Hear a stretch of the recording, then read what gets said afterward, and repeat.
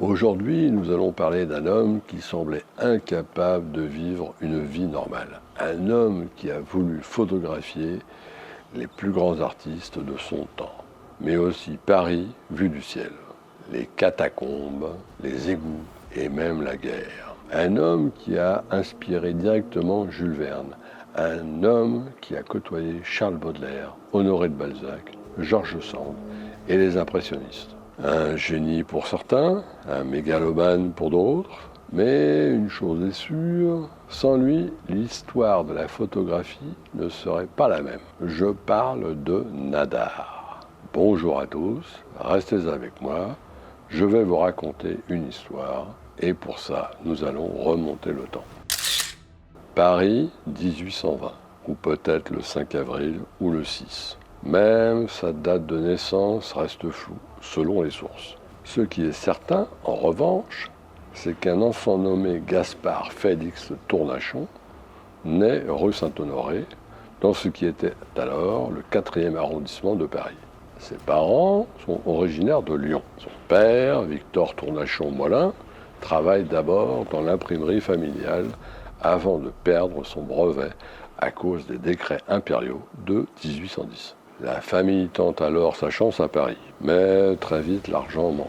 Le jeune Félix grandit dans une atmosphère instable entre ambition intellectuelle et difficultés financières. Il fréquente plusieurs internats de la région parisienne, puis étudie au collège Bourbon, l'actuel lycée Condorcet. À cette époque, rien ne laisse encore imaginer qu'il deviendra l'un des hommes les plus célèbres du Paris artistique.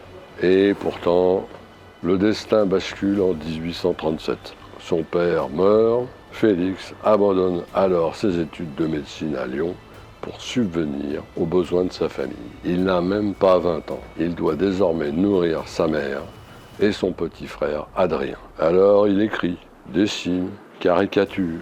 Il accepte tout ce qu'il peut pour survivre. Mais déjà une chose apparaît clairement. Félix déborde d'énergie. Il parle fort, rit fort, rêve grand, toujours trop grand. Grâce à un ami qui lui apporte un soutien financier, il lance à seulement 19 ans une revue ambitieuse, le Livre d'Or. Et là, le casting est incroyable. On y retrouve Honoré de Balzac, Alexandre Dumas, Théophile Gautier, Gérard de Nerval, Honoré Daumier. Mais malgré ce réseau prestigieux, le journal s'effondre après 3 numéros. Premier grand échec. Et ce ne sera pas le dernier. Parce que la vie de Nadar ressemble à une succession de paris gigantesques. Souvent brillants, parfois absurdes, presque toujours dangereux financièrement. Après cet échec, il retourne à la caricature et travaille pour plusieurs journaux satiriques. À cette époque, il signe parfois Tournadar, une contraction moqueuse de son nom. Puis, peu à peu, Tournadar devient Nadar, un pseudonyme court, percutant, moderne, exactement comme lui. À la veille de la Révolution de 1848, il publie ses premiers dessins dans le Charivari. Et puis soudain, tout bascule encore. Le 30 mars 1848, lui et son frère Adrien s'engagent dans la Légion polonaise. Son passeport porte alors le nom de Nadarski. Encore une invention, encore un personnage. Mais cette aventure tourne mal. Il est capturé, emprisonné dans une mine, et lorsqu'on lui propose un rapatriement gratuit, il refuse. Il revient à pied. Oui, à pied. Quelques mois plus tard, il est même arrêté en Saxe par les autorités prussiennes avant de finalement rejoindre Paris. On a parfois du mal à croire qu'il s'agit de la vie d'un photographe. Et pourtant, ce n'est que le début. À son retour, il est recruté comme agent secret par l'éditeur Jules Herzl, alors proche du gouvernement provisoire. Sa mission, observer d'éventuels mouvements de troupes russes à la frontière prussienne. Cette période ressemble davantage à un roman d'aventure qu'à une biographie artistique. Et c'est probablement pour cela que plus tard, Jules Verne s'inspirera de lui. Dans 5 semaines en ballon, l'un des héros s'appelle Michel Ardan, une anagramme de Nadar. Et franchement, quand on regarde sa vie, on comprend pourquoi. Vers 1850, Nadar lance un projet colossal, le Panthéon Nadar. Son idée est folle, créer une immense galerie illustrée des grandes personnalités de son époque. Écrivains, peintres, compositeurs, journalistes, politiques. Avec plusieurs collaborateurs, il réalise des centaines de portraits dessinés, plus de 300 personnalités, plus de 1000 vignettes. Son ambition est immense, capturer tout son siècle.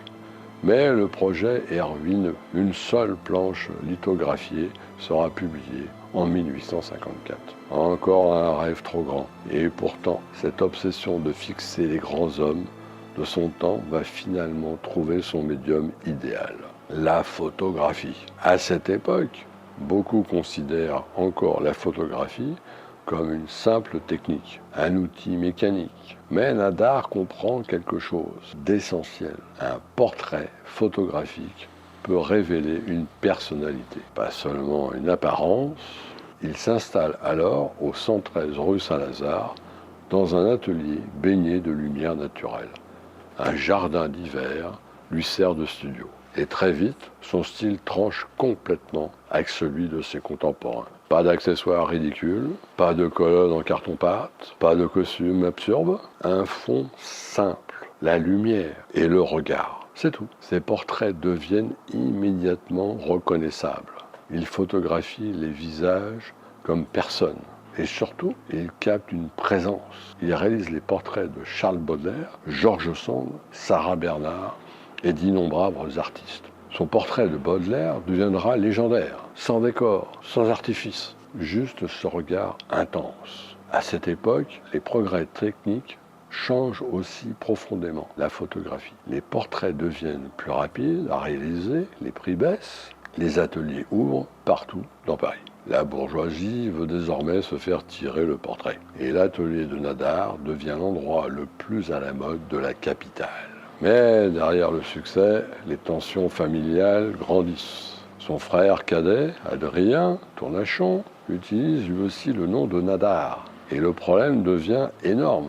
Les clients confondent les deux ateliers. Un procès éclate en 1856. C'est l'un des premiers grands procès liés au statut d'auteur photographe. L'affaire est importante, parce qu'à cette époque, la photographie cherche encore sa place entre art et commerce. Et paradoxalement, Adrien joue un rôle fondamental dans l'histoire du studio. Plus discret que Félix, plus sensible aussi, il apporte une véritable culture des beaux-arts à la photographie. Élève de Gustave Le Gray, il influence énormément l'esthétisme des premiers portraits réalisés rue Saint-Lazare. Mais Félix prend toute la lumière. Toujours en 1854, Nadar épouse Ernestine Nadar. Et s'il existe une héroïne oubliée dans cette histoire, c'est probablement elle. Pendant que Félix rêve d'aventures impossibles, Ernestine gère les finances, les employés, les dettes, les crises. Sans elle, l'entreprise se serait probablement effondrée beaucoup plus tôt. Car Nadar dépense sans compter. Et surtout, il rêve toujours plus grand. Très vite, la photographie en studio ne lui suffit plus. Il veut sortir l'appareil dehors, comme un peintre avec son chevalet. Et puis, une idée complètement folle lui traverse l'esprit. Photographier depuis le ciel. En 1858, il réalise près du Petit Bicêtre ce qui est considéré comme la première photographie aérienne de l'histoire. Depuis un ballon captif, imaginez la difficulté, des plaques au collodion humide, du matériel fragile, un ballon instable, c'est presque suicidaire. Mais pour Nadar, c'est précisément ça qui est passionnant. Il devient obsédé par l'aérostation. Et cette obsession atteint son sommet en 1863 avec la construction du Géant. Un ballon monumental, 40 mètres de haut, 6000 mètres cubes de gaz. Une véritable cathédrale volante. Toute l'Europe suit l'aventure. Le premier vol décolle le 4 octobre 1863 avec 13 personnes à bord. Mais rapidement, le ballon perd de l'altitude et doit atterrir brutalement. Quelques jours plus tard, une seconde tentative tourne presque à la catastrophe près de Hanovre. Le ballon est traîné sur des kilomètres. La presse européenne raconte l'accident. Nadar devient une célébrité internationale, mais aussi un homme criblé de dettes, car chacune de ses aventures coûte une fortune.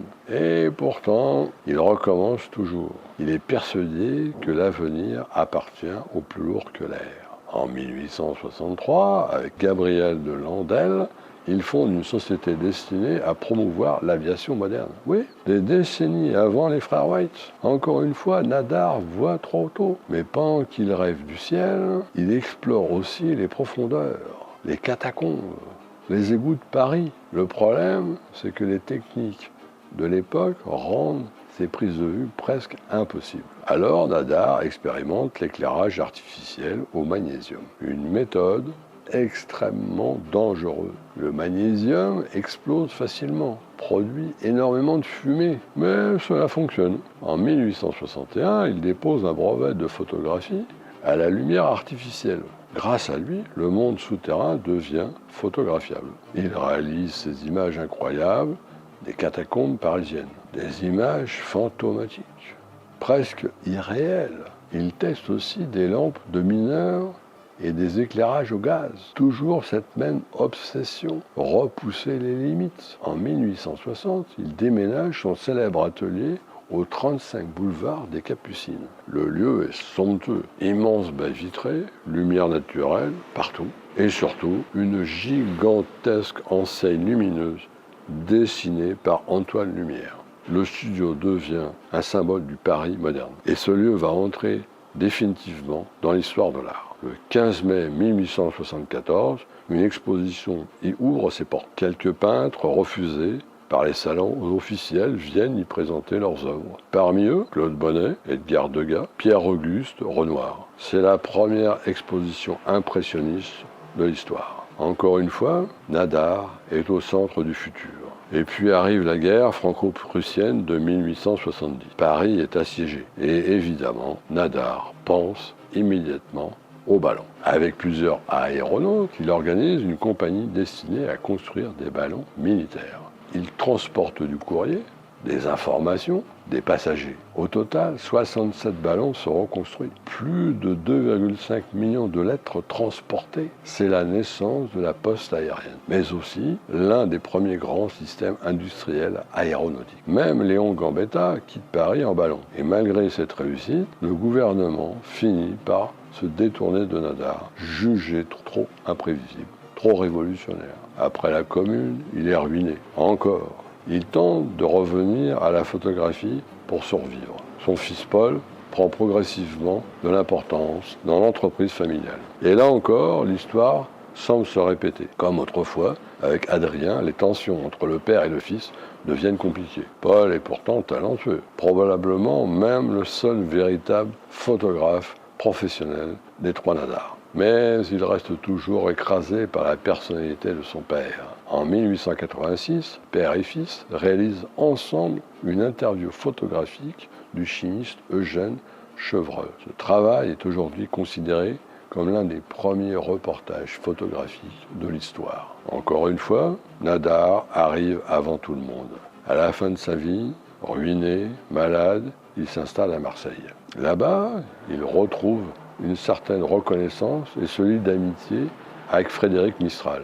Mais Ernestine, épuisée par des décennies de stress et de gestion financière, subit une attaque cérébrale. Toute cette aventure familiale laisse des traces. Et c'est peut-être ce qui rend l'histoire des Nadar si fascinante. Parce qu'au fond, Nadar n'est pas seulement un homme, c'est une dynastie chaotique. Adrien apporte l'esthétisme, Ernestine maintient l'entreprise en vie, Paul assure la continuité. Et Félix apporte le feu. En 1900, une grande rétrospective de son œuvre est organisée à l'Exposition universelle de Paris. Enfin, son importance historique devient évidente. Il revient à Paris en 1904 et meurt en 1910, à presque 90 ans. Il est enterré au cimetière du Père-Lachaise. Quand on regarde sa vie aujourd'hui, une chose frappe immédiatement. Nadar n'était pas simplement photographe, il était caricaturiste, journaliste, inventeur, aéronaute, entrepreneur, explorateur, publicitaire avant l'heure. Un homme incapable de rester immobile dans un siècle qui avançait à toute vitesse. Et peut-être que c'est ça finalement la vraie définition de Nadar. Quelqu'un qui a passé sa vie entière à courir après le futur. Si cette histoire vous a plu, pensez à liker, aux commentaires et à vous abonner. Et moi, je vous dis à bientôt Ciao, bonsoir.